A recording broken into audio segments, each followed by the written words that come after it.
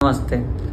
ज्योतिष में जिस प्रकार ग्रहों की एवं भावों की विशेषता बताई गई हैं, उसी प्रकार राशियों की भी अपनी विशेषताएं हैं। राशियों की विशेषताओं के अनुसार राशि 12 प्रकार के होते हैं, जैसे मेष राशि, वृष राशि, मिथुन राशि, कर्क, सिंह, कन्या, तुला, वृश्चिक, धनु, मकर, कुंभ और मीन। ये 12 प्रकार के राशियां हैं। हर ग्रहों की अपनी अपनी राशियां होती हैं। जैसे अगर सूर्य की बात करें तो सिंह राशि, चंद्रमा की बात करें तो कर्क राशि, मंगल की बात करें तो मेष और वृश्चिक राशि, बुध की बात करें तो मिथुन और कन्या राशि। उसके बाद बृहस्पति की अगर बात करें तो धनु और मीन राशि, शुक्र की बात करें तो वृष और तुला राशि, और शनि ग्रह की बात करें तो मकर और कुंभ राशि। राहु और केतु का अपना राशि नहीं होता है। इस पे बहुत सारे मतभेद हैं। बहुत जगह पे यह भी बतलाया गया है कि जो इनका कुंभ राशि है वो राहु के लिए और सिंह राशि है वह केतु के लिए। बट इसमें बहुत सारे मतभेद हैं। कई पुस्तकों में वर्णन नहीं किया गया है और कई पुस्तकों में इस चीज़ का वर्णन किया गया है। तो इस पे ज़्यादा संक्षिप्त डीप नहीं जाते हैं और आगे बढ़ते हैं।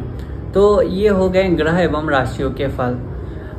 ग्रहों का भावों में बैठना और उस भाव में जो राशि पढ़ रहे हैं उनका भी अपना एक अलग महत्व है। लग्न भी 12 प्रकार के होते हैं। जैसे राशियां होती हैं वैसे ही लग्न होते हैं। आपके फर्स्ट हाउस में जो भी नंबर आते हैं उस हिसाब से लग्नों का चयन किया जाता है। उसके बाद जैसे 10 नंबर आ रहे हैं तो मकर लग्न हो गया, और 11 आ रहा है तो कुंभ लग्न हो गया, 5 आ रहा है तो सिंह लग्न हो गया। कुछ इसी प्रकार जैसे आपके सूर्य कहाँ बैठे हैं, मेष में बैठे हैं, तुला में बैठे हैं, चंद्रमा कहाँ बैठे हैं, वृष में, वृश्चिक में, या फिर मीन में, धनु में। इस प्रकार से यहाँ पे फल का विश्लेषण किया जाता है।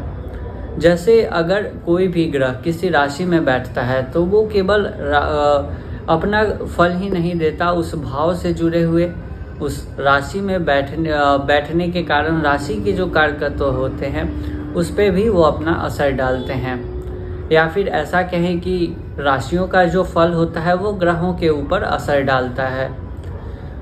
उसके बाद अगर बात करें तो राशियों को बहुत सारे प्रकारों में बांटा गया है। जैसे चर, स्थिर, द्विस्वाभाविक।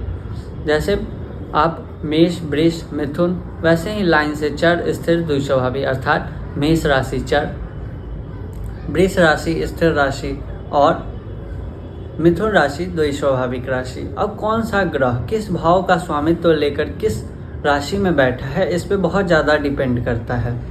अगर वह राशि किसी ग्रह के लिए बहुत ही अच्छा नहीं है, अर्थात शत्रु ग्रहों का राशि है या फिर शत्रु राशि है किसी ग्रह का, तो वहाँ पे यह देखना बहुत ही ज़्यादा ज़रूरी है कि जो ग्रह है वह चर है, स्थिर है अथवा द्विस्वाभाविक है, क्योंकि उसी के अनुसार ग्रह अपना फल देंगे।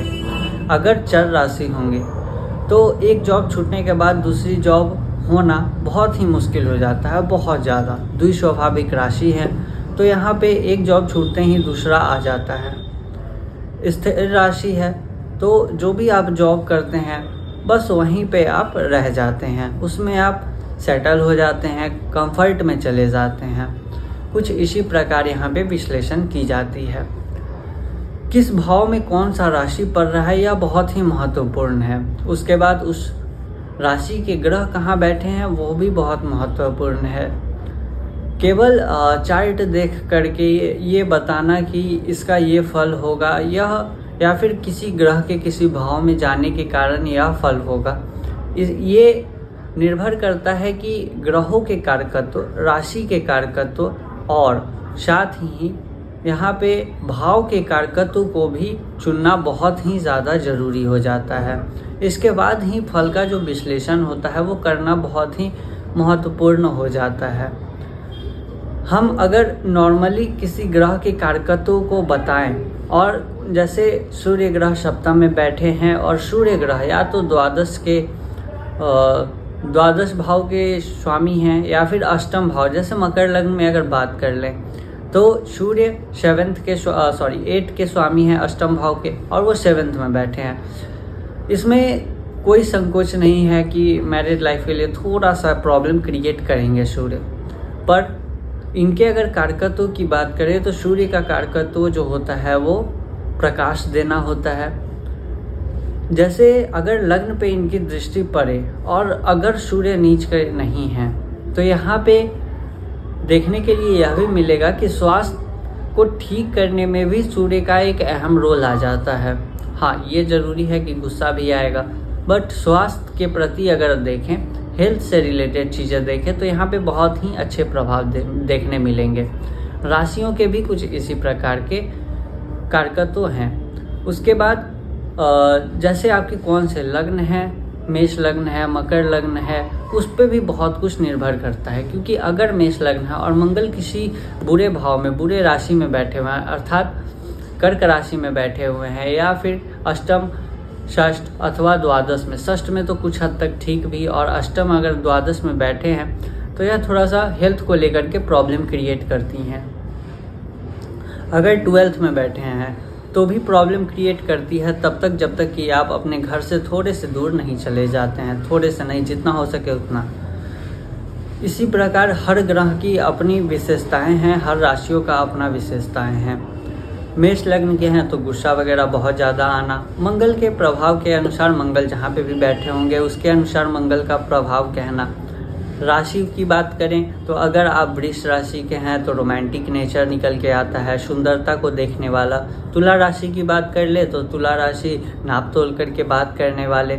मकर राशि की बात कर ले तो मकर राशि जो शांत होकर के अपनी योजनाएं बनाते हैं और उसको इम्प्लीमेंट करते हैं। लोगों को लगता है कि ये बहुत शांत बैठे हुए हैं, पर ऐसा होता नहीं है।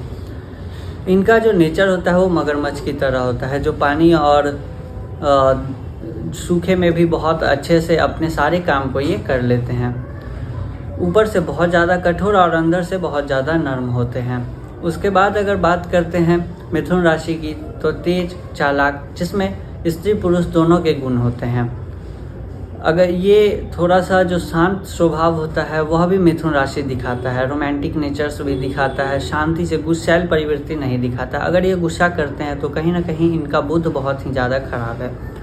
उसके बाद अगर बात करें कर्क राशि की तो इमोशनल नेचर निकल के आता है। सिंह राशि की बात करें तो गुस्सा निकल के आता है, गुस्सा, लीडरशिप क्वालिटी, ये सारी चीज़ें। सेंटर ऑफ अट्रैक्शन बनना इन लोगों को बहुत ही ज़्यादा पसंद होता है। उसके बाद कर ले वृश्चिक राशि की तो ये राशि कुछ ऐसे है जिसे अटैक करने में ज़्यादा मज़ा आता है, डिफेंस करने से ये बचते हैं और अटैक करने पे ज़्यादा बिलीव रखते हैं। कन्या राशि की बात करें तो कन्या राशि जो कि राशि के नाम से ही कन्या है, अथवा इनमें भी बुध के गुण आ ही जाते हैं, तो ये भी अपनी बुद्धि से काम करते हैं, अपनी बुद्धि को इम्प्लीमेंट करते हैं।